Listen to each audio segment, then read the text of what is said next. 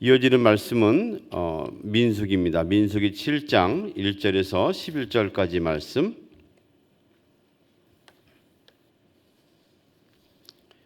민수기 7장 1절에서 11절까지 말씀 우리 함께 한 절씩 교독을 합니다. 모세가 장막 세우기를 끝내고 그것에 기름을 발라 거룩히 구별하고 또 그 모든 기구와 제단과 그 모든 기물에 기름을 발라 거룩히 구별한 날에 이스라엘 지휘관들 곧 그들의 조상의 가문의 우두머리들이요 그 지파의 지휘관으로서 그 계명을 받은 자의 감독된 자들이 헌물을 드렸으니 그들이 여호와께 드린 헌물은 덮개 있는 수레 6대와 소 12마리이니 지휘관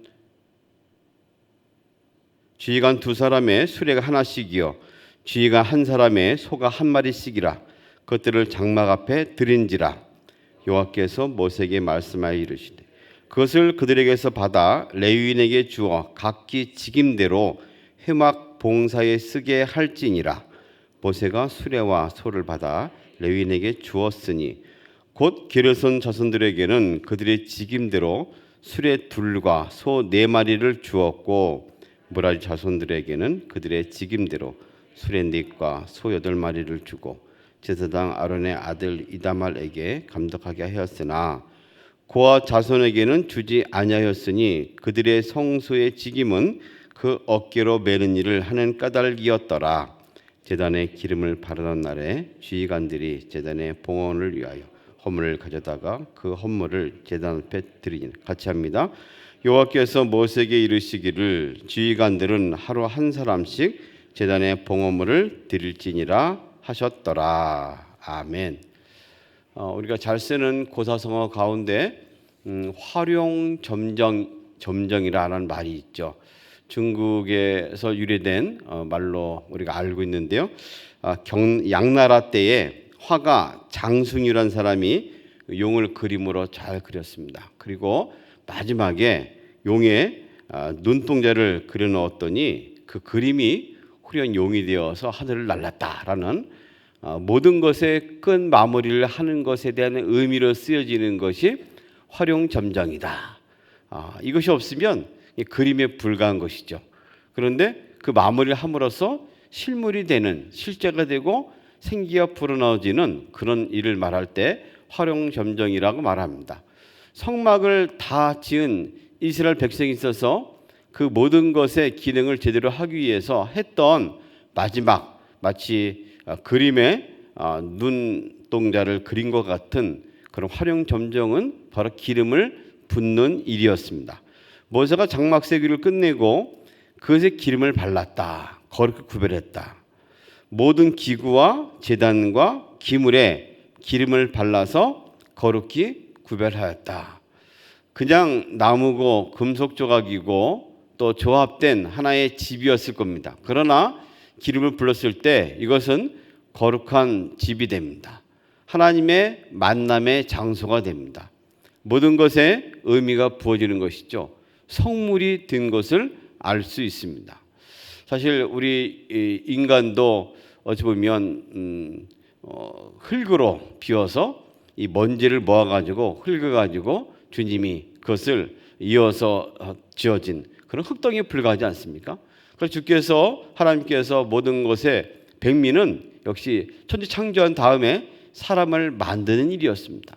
사람을 만들었지만 여전히 하나의 흙덩이에 불과했지만 거기에 생기를 불어넣으시니 살아있는 영이 된지라 생명이 된지라. 그래서 비로소 사람의 모습 하나님의 인격을 닮은 형상을 닮은 인격으로 세워진 것이 사람입니다. 오늘 그리스도인이라는 것은 다른 것이 아닙니다. 하나님이 오셔서 어떤 잿덩어리와 불과한 우리를 예수 그리스도의 피 흘림을 통해서 새롭게 기름 부으심으로 인하여 새롭게 만드셨습니다. 새로운 피조물이 되게 하셨습니다. 그러므로 전혀 다른 모습으로 서게 된 것이죠. 이제 하나님께 부름받은 사람들은 존귀한 존재로 구별되었습니다. 우리는 늘 이 은혜를 잊지 말아야 합니다. 내가 무엇이 잘 되고 어떤 대가로 하나님이 사람이 된 것이 아니고 잿덩어리고 흙덩어리에 불과했지만 하나님께서 우리를 선택하고 구별하여 세우셨습니다. 생기를 불어넣으셔서 살아있는 영이 되게 했습니다. 생명이 되게 됐습니다. 그 은혜를 받은 존재인 것을 잊지 말아야 할 것입니다. 이제 이스라엘 지휘관들 가운데 또 많은 사람들이 여기에 대해서 반응을 하는데, 특별히 그들의 조상 가문의 우두머리들이고 그 지파의 지휘관으로서 기회수함을 받은 자에 감독된 자들, 앞장서서 이제 이스라엘의 사람들이 수를 셀 사람들이죠. 이 사람들이 함께 먼저 반응을 일으킵니다. 제도라는 것은 반응이 있습니다. 사람이 기쁘면 이 웃음이 얼굴에 싹 흐르게 돼 있죠. 사람이 음식을 먹고 배부르고 기분이 좋으면 이 만면에 어떤 미소가 있고 생기가 있는 것을 보게 됩니다.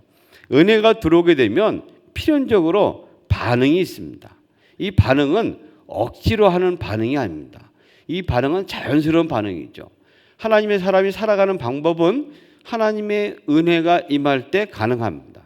주의 기름 부음이 있을 때에 그 기름 부음에 대한 감사가 있는 것이죠. 이스라엘 백성들은 사실 명령을 따라 사는 사람들입니다.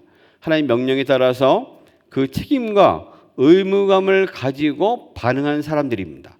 그러나 오늘 보여주는 예는 그들이 자원해서 스스로 헌물을 드리는 모습을 보여주고 있습니다. 순종이 정말 아름다운 것은 의무적이고 때론 책임 있는 순종도 있지만, 더 아름다운 것은 스스로 자원하는 마음으로 드리는 겁니다. 이것이 가능한 것은 은혜가 임할 때 가능한 것이죠.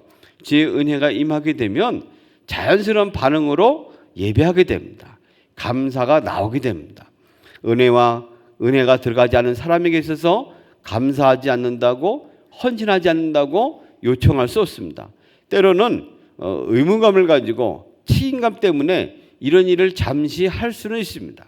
그러나 하나님의 진정 바라고 원하시는 것은 주님의 은혜가 우리 가운데 들어왔을 때 일어나는 반응으로서, 자원하는 마음으로서, 감사하는 마음으로 드려지는 것이죠.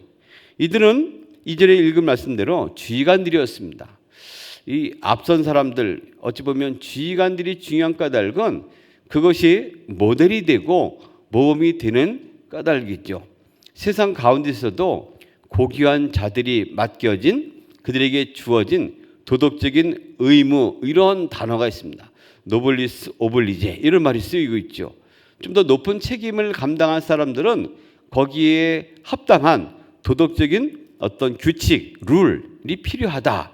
그래야 모든 사회가 그 모습을 보고 함께 따라간다라는 그런 통념적인 생각을 가지고 있습니다. 교회에서도 이 말은 통용되는 것 같습니다. 많은 사람들의 선한 영향력, 이것을 보고 사람들은 그 뒤를 따르게 돼 있죠. 그걸 보면서 선한 영향력이 돌게 됩니다. 그러나 지도자들이 혹시 악한 영향력을 끼친다면 악순환이 거듭될 뿐이죠. 우리 한국 사회, 특별히 정치에 있어서 이런 안타까운 일이 벌어지고 있는 것은 우리가 계속 염두에 두고 기도를 해야 할 대목이기도 합니다. 정치의 보복이 어떤 정권이 들었을 때마다 악순환이 반복되는 것을 사람들은 사회 모든 것에 따라하고 있기 때문에 이것이 반복됩니다. 이 고리를 끊어야 합니다. 성경은 지도자된 자들이 먼저 앞서서 아름다운 선한 모습을 보이기를 원하고 있습니다. 교회의 지도력은 입에서 나오는 것이 아니고 헌신에서 나옵니다. 우리는 주님의 교회를 이끌어가면서 몸된 교회의 한 지체가 되고 일원이 되어서 더 많은 자원자들, 헌신자들을 필요로 하고 있습니다. 먼저 맡겨진 사람들의 아름다운 본을 따라야 합니다. 지금까지 헌신 봉사했고 기도하며 자리를 지킨 사람들, 이들의 신앙의 본을 계속 이어가는 교회가 되기를 위해서 기도해야 됩니다. 아름답고 선한 자원과 헌신의 전통이 이어지기를 우리는 계속 기도해야 됩니다. 이스라엘 공동체는 아름다운 모범이 있기 때문에 가능했습니다. 이를 통해서 계속 이어서 헌신하는 모습이 이제 나타날 것입니다. 그들이 드린 것이 무엇이었을까요? 덮개 있는 수레 6대, 그러니까 이동할 수 있는 수레라는 것이죠. 또 소 12마리입니다. 어찌 보면 12명이 했기 때문에 2명이 수레를 한 대씩 했고 한 사람당 소, 황소 한 마리씩을 바쳤습니다. 이것들은 모두 다른 용도가 아닌 그 성막을 옮기고 이동하는 데 쓰여지는 것에 필요로 채워질 것입니다. 4절 보면 그것을 그들에게서 받아 레위인에게 주어 각기 직임대로 회막 봉사에 쓰게 할지니라. 그것은 개인적인 용도로 쓴 것이 아니고 전체를 위해서 거룩하게 드려진 것이죠. 직임대로, 다시 말하면 각기 맡은 일을 할 때에 필요한 대로 내주어라. 그래서 이 아론의 세 아들이 있었는데 특별히 고핫, 게르손, 무라리, 이 또다시 그 후손들을 통해서 일을 감당하지 않았습니까? 그런데 이들도 역할이 또 달랐습니다. 고핫은 성막에 있어서 가장 중요한 것들, 안에 들어있는 것들을 나르게 되었죠. 거기는 소가 필요 없습니다. 수레가 필요 없습니다. 직접 어깨에 메고 나가야 됩니다. 그렇기 때문에 고핫 자손들에게는 특별하게 수레라든지 소가 배정되지 않았습니다. 오히려 게르손, 이들은 이제 그 안에 있는 또 다른 성물들, 그 법궤라든지 그런 거 뺀 외의 것들을 날라야 되기 때문에 그들에게는 4대를 주게 됩니다. 4대를 주어서 그것을 가지고 2대를 주어서 날리게 되죠. 그리고 뒤에 있는 모든 것에 대한 이제 나르는 사람들이 있어서는 그걸 가지고 좀 더 소를 분배해서 8마리를 가지고 4마리, 8마리에서 12마리를 나누게 되죠. 수레가 6대니까 2대, 4대 나눠가지고 그들은 밖에 있는 것들, 어떤 무거운 것들, 금속으로 된 것들, 이런 것들을 나르기 때문에 그들의 필요에 의해서 나르는 것을 보게 됩니다. 우리 시대는 공정에 대해서 굉장히 민감한 시대를 살고 있습니다. 똑같이 분배해야지만 공정하다고 보고 있습니다. 그래서 성경의 원리는 꼭 그렇지 않은 것 같습니다. 필요에 따라서 채워주는 것이죠. 더 많이 필요한 사람들, 더 노동량이 필요한 곳에는 수레를 더 배정하고 소를 더 배정합니다. 그래서 그런 것이 공정하게 오히려 전체가 하나를 이루는 일에 연합할 수 있는 길을 마련하고 있습니다. 우리 가운데 어떤 분에게는 자녀가 많아서 더 많은 돈이 필요로 하기도 할 것입니다. 어떤 분에게는 또 더 많은 것에 일이 필요하기도 할 것입니다. 그때에 적절하게 맞도록 맡겨주고 하는 것은 공정한 성령의 분배 법칙이기도 합니다. 때문에 우리에게 있어서 오늘도 이런 법칙을 따라서 더 많은 것들이 나눠지고 분배될 때 더 필요한 곳에는 더 맡은 일을 감당할 수 있는 그런 일들이 우리에게 요청되기도 합니다. 이들이 한 것들은 결국 모든 것을 이루어서 이 공동체가 잘 이끌어갈 수 있는 헌신의 자료가 되었습니다.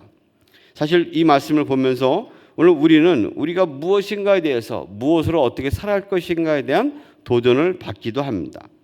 요한일서에서는 이런 말씀을 합니다. 우리가 지난번에 요한일서를 묵상했는데 있는 말씀입니다. 너희는 주께 받은 바 기름 부음이 너희 안에 거하나니 아무도 너희를 가르칠 필요가 없고 오직 그의 기름 부음이 모든 것을 가르치며 또 참되고 거짓이 없으니 너희를 가르치신 그대로 주 안에 거하라. 주님의 기름 부음, 성령의 기름 부음 또는 하나님의 또 예수 그리스도의 성령의 삼위일체의 기름 부음이 있으면 분별할 수 있다는 것이죠. 그 당시에 있었던 많은 이단과 또 죄로부터 구별되어 올바르게 살 수 있는 길은 기름 부음을 통해서 가르침과 능력이 나왔다고 말씀하는 구절입니다. 오늘 우리 삶 가운데서 성령의 기름 부음이 절대적으로 필요합니다. 은혜가 넘치는 교회가 되기를 위해서 기도를 해야 합니다. 하나님의 은혜가 넘쳐서 충만하고 이것이 앞선 사람들의 모범이 되면 이 모든 것이 넘칠 때 자원하고 함께함에 헌신이 일어나기 마련입니다. 그런 교회가 되기를 소망합니다. 먼저 기도하는 이들의 기도를 통해서 아름다운 본을 쫓아서 우리 교회가 이 새해에는 좀 더 헌신하고 기도하고 자원하는 마음들이 넘쳐서 복된 교회, 하나님의 은혜가 넘치는 아름다운 교회가 되기를 소망합니다. 그런 하루가 되기를 원합니다. 오늘도 복된 하루가 되기를 주님의 이름으로 소망합니다. 걸어가신 주님 감사합니다. 이제 장막을 마친 후에 기름을 발라서 자원하고 헌신하는 이들의 모습을 보며 아버지, 이런 모습이 우리 교회 가운데에서도 일어나기를 원합니다. 가정에서 또 가장들이 또 부모들이 앞선 모범과 헌신이 있게 하시고 교회에서 먼저 부름받은 이들이 또 직임을 맡은 이들이 이런 일을 잘 감당할 수 있는 은혜가 넘치게 하여 주시옵소서. 이 사회를 긍휼히 여겨 주시고 이 나라 민족을 주께서 긍휼히 여겨 주셔서 아름다운 영향력과 선한 순환이 이루어지게 하여 주시옵소서. 예수님의 이름으로 기도합니다. 아멘.